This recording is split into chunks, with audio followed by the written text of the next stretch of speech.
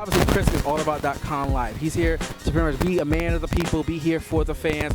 You know, don't get me wrong, it seems like I'm calm right now, but if anyone who's watching the show, you know I'm really like nerding out. Sentence had too many syllables. Apologize. You guys should come audition. So I came, I auditioned.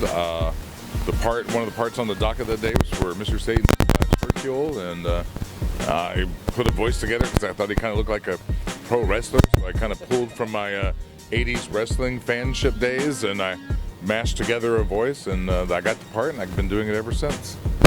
With that being said, who is your favorite wrestler from the 80s? It was definitely Hulk Hogan. I mean, I definitely connected with the good guy Hulk Hogan. You know, I hated Randy Macho Man Savage, but you know, there was definitely that dichotomy that takes place, and you got to have the good guy and the bad guy and the struggles, and you know, Elizabeth and all that stuff, and you know, well before his step into a Slim Jim days. So I was a fan of all those guys, but Hogan for sure was #1 in my book.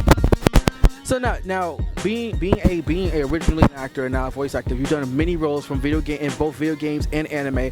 Now I gotta ask you, how is the transition between the different two? Is it really like, are there certain steps that go into being an anime voice actor compared to being a video game voice actor? Definitely different. There's definitely two sides to that coin. With the anime, you're having to fit it into a certain amount of time, a certain amount of flaps. Everything's got to fit and match, and so there's a little reworking of the script as you kind of go along to make sure all that happens and looks good and is in the right place. And with video games, you have a little more freedom to try and say things. You're not necessarily having to fit it into a certain amount of time that needs to take place. They sort of animate it to you.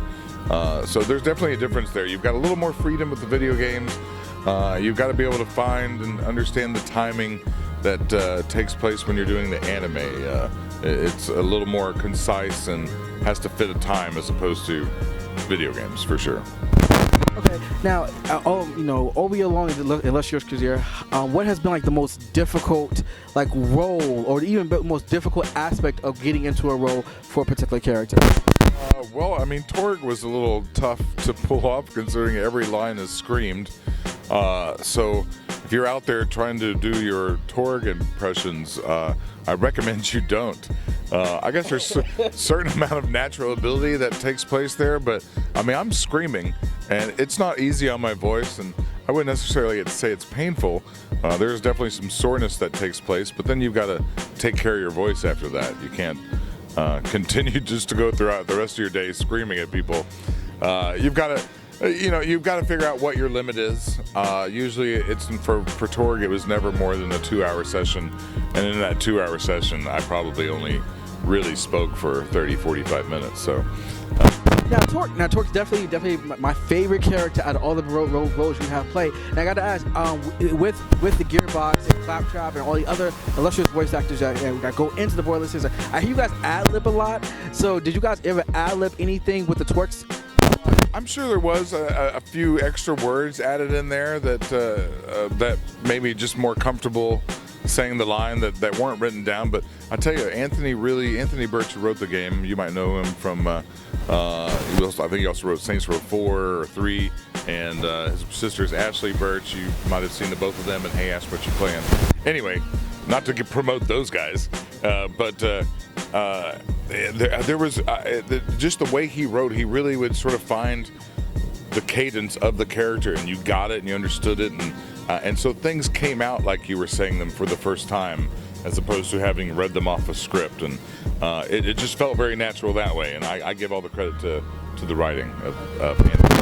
Now for any actor, young aspiring actors or even voice actors, do you have any advice for them as they're trying to break into the field? Yeah, don't. We're all full up here. We don't need any more competition. Obviously, we have the best of the best right here. We don't need anybody else. We already got him. What do we need you for? I mean, find a love for acting or radio or music. These are sort of the aspects I've noticed that a lot of the voice actors I know have a background of: radio, music, theater, improv. You really kind of have to find what it is that you like about that and find your passion for it. And as you move down the pathway, you'll network with people, meet more people, and you just find and search out opportunities. All right, well, unfortunately, that's all the time that we have for right now. Once again, this is Mason AJ here at Momocon 2015. I am having a blast. I am so lucky I get to meet one of my heroes. And if you guys have watched the show before, you know that I would be definitely screaming now. Because before I never screamed, I just kind of put like my voice into it. So now I was like, explosions, but now I'm going to be like, explosions! It comes from down below and then comes up. You know, every part of your body has to get that sound out. So yes. This is Mason AJ with Chris Rager. Here at Momocon. Tune in next time. Thank you. You called Mason. He can't come to the phone right now. Apologize. I'm Torgue, and I'm here to ask you one question and one question only. Explosion!